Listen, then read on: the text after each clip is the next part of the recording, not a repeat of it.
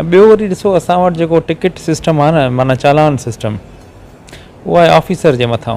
हाणे ऑफिसर ज़ाहिरी ॻाल्हि आहे, रोड ते असां बि वञूं था ॾिसूं था त अक्सर मोटर बाइक वारा वीचारा बीठा हूंदा आहिनि साइड में, ऐं भले पोइ हुन में बेईमानी कोई न बि कंदो अचे हुजे, पर इम्प्रेशन इहो ई ईंदो आहे, तासुर इहो हूंदो आहे त भई इहे ग़रीब जे कढ हूंदा शायदि।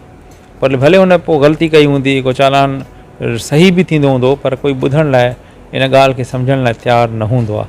पर जेको हाणे असांजो सिग्नल सिस्टम अचे थो पियो सेफ सिटी कराची कैमरास जे थ्रू, उहो आहे ई सॼो कंप्यूटर बेस्ड, AI बेस्ड आहे। माना जेको बि ग़लती कंदो, भले उहा का V8 हुजे या उहा चिंची रक्षा हुजे, उनखे उहो पाण ई पकड़ंदो ऐं उनखे उनजे घर ते चालान मोकिलियो वेंदो। जेकॾहिं उहो चालान पे कंदा त ठीकु, न त पोइ उनजो बि सरचार्ज थींदो ऐं उनजी बि 100% इन्हांसमेंट थींदी। इन क़िस्म जो कानून बि पास करायूं था पिया गवर्नमेंट जी तरफ़ां, असांखे डायरेक्शन बि आहे। ऐं जॾहिं इहो सिस्टम अची वेंदो, पोइ असांजा जेके ऑफिसर्स रोड ते बीही करे चालानिंग कंदा आहिनि, इहे ख़तमु थी वेंदा।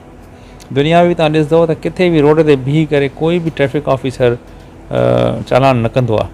पर कराची जहिड़े वॾे शहर में, जेको दुनिया जो माना टॉप 10 वॾियुनि सिटीज़ में हिकु आहे, उते अगरि असां इन तरीक़े सां इन्फोर्समेंट कंदासीं त पोइ मसइला हल न थींदा, बल्कि तासुर इहो ई ईंदो त भई अमीर खे छॾे ऐं ग़रीब जे कढ लॻी पई आहे पुलिस। त इनखे माॻे ई ख़तमु करण लाइ जून में, माना अॼु खां 3 महीननि खां 4 महीननि खां पोइ तव्हां ॾिसंदव त इहे सिस्टम इन्फोर्स थींदो, ऐं पोइ उन सां बराबरी वारी बुनियाद जे मथां चालानिंग थींदी।